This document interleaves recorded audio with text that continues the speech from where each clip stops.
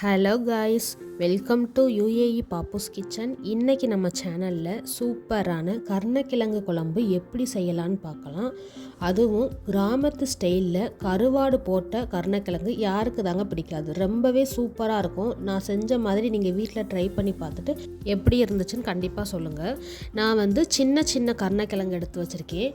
அந்த கருணக்கிழங்குல கொஞ்சம் மஞ்சள் தூள் சேர்த்துருக்கேன். அது கூட லெமன் சைஸு புளி சேர்த்துருக்கேன். எதுக்காக அப்படின்னா சில கருணக்கிழங்கு நாக்கரிக்கும்னு சொல்லுவாங்க. அதுக்கு ஒரு பெஸ்ட்டு டிப்ஸ் பார்த்தீங்க அப்படின்னா, இந்த புளி கொஞ்சம் சேர்த்திங்க அப்படின்னா கொஞ்சம் அந்த நாக்கரிப்பு இருக்காது. அது கூட கொஞ்சம் உப்பு சேர்த்து நல்லா வேக வச்சு எடுத்துக்கோங்க.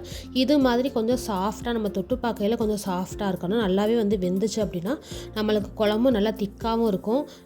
நம்ம கட் பண்ணி போடையில் நல்லா தனித்தனியாக நம்ம கருணக்கிழங்கு கிடைக்கும்.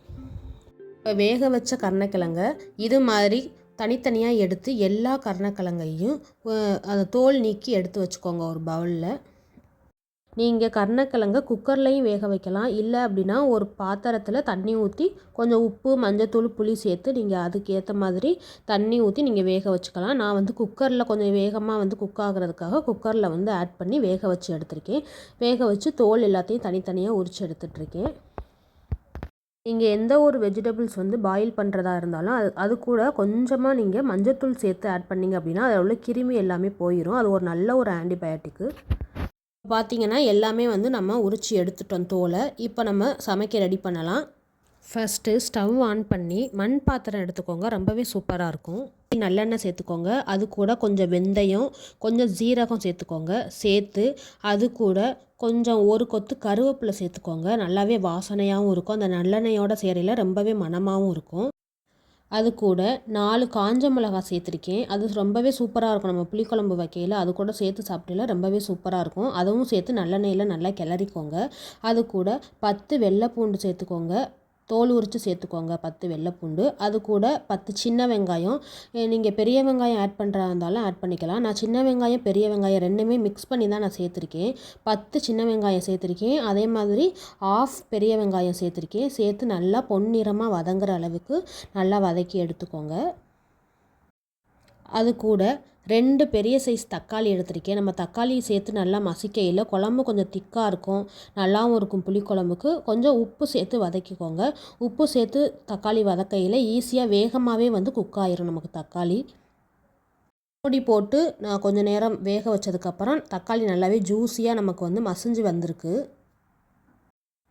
இதை பாருங்கள், நல்லாவே மசிஞ்சு வந்திருக்கு. நல்லா கிளறி விட்டுக்கோங்க. அதுக்கப்புறம் நம்ம நல்லா மசிஞ்ச தக்காளி வெங்காயத்தோட நம்ம கொத்தமல்லி தூள் இருக்கு இல்லையா, வீட்டில் அரைச்சி வச்சுருக்க கொத்தமல்லி தூள் 2 டீஸ்பூன் சேர்த்துருக்கேன். அதே மாதிரி மிளகாய் தூள் 2 டீஸ்பூன் சேர்த்துருக்கேன். எல்லாமே வீட்டில் நானே ப்ரிப்பேர் பண்ணி அரைச்சது தான்.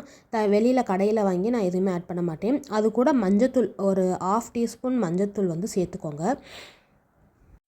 சேர்த்து நல்லா கிளறி விட்டுக்கோங்க. அந்த நல்லெண்ணெய், தக்காளி, வெங்காயம், மசாலா எல்லாமே சேர்ந்து நல்லா மிக்ஸ் ஆனதுக்கப்புறம் நம்ம உரித்து வச்சுருக்கோம் இல்லையா கருணக்கிழங்கு, அந்த கருணக்கிழங்கையும் ஆட் பண்ணி நல்லா அந்த மசாலாவோட கிளறுங்க. நீங்கள் தண்ணி ஊற்றிட்டு கருணக்கிழங்கு போட்டிங்க அப்படின்னா அந்த பச்சை வாடையாக இருக்கும் அந்த கருணக்கிழங்கு. நீங்கள் மசாலா கூட நல்லா பிரட்டிக்கோங்க. அந்த ஆயிலு, தக்காளி, வெங்காயம், நம்ம பூண்டெல்லாம் போட்டிருக்கோம் இல்லையா, அது கூட சேர்த்து நல்லாவே பிரட்டி எடுத்துக்கோங்க.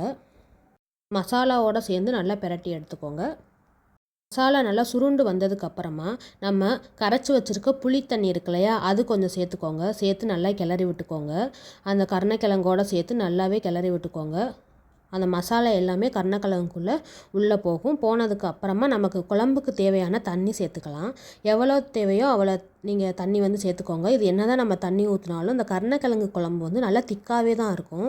நான் பாயில் பண்ணையில் நம்ம கருணக்கிழங்கு ஒரு சில கருணக்கிழங்கு ரொம்பவே ஜூஸியாக மசிஞ்சிருக்கும். அது குழம்போடு சேர்ந்து இன்னும் கொஞ்சம் திக்னஸ் அதிகமாக கொடுக்கும். அதுக்கப்புறம் நமக்கு தேவையான அளவு உப்பு சேர்த்து நல்லாவே மூடி வச்சுக்கோங்க.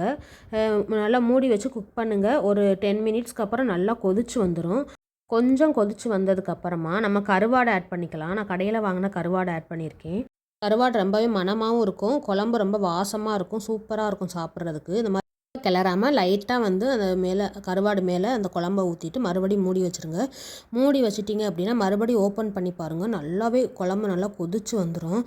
கொதிச்ச குழம்புல நம்ம போட்ட கருவாடு, அதுக்கப்புறம் அந்த கருணக்கிழங்கு வாசனை எல்லாமே சூப்பராக இருக்கும். மாதிரி எண்ணெய் பிரிஞ்சு வரையில் ஸ்டவ் ஆஃப் பண்ணிக்கோங்க.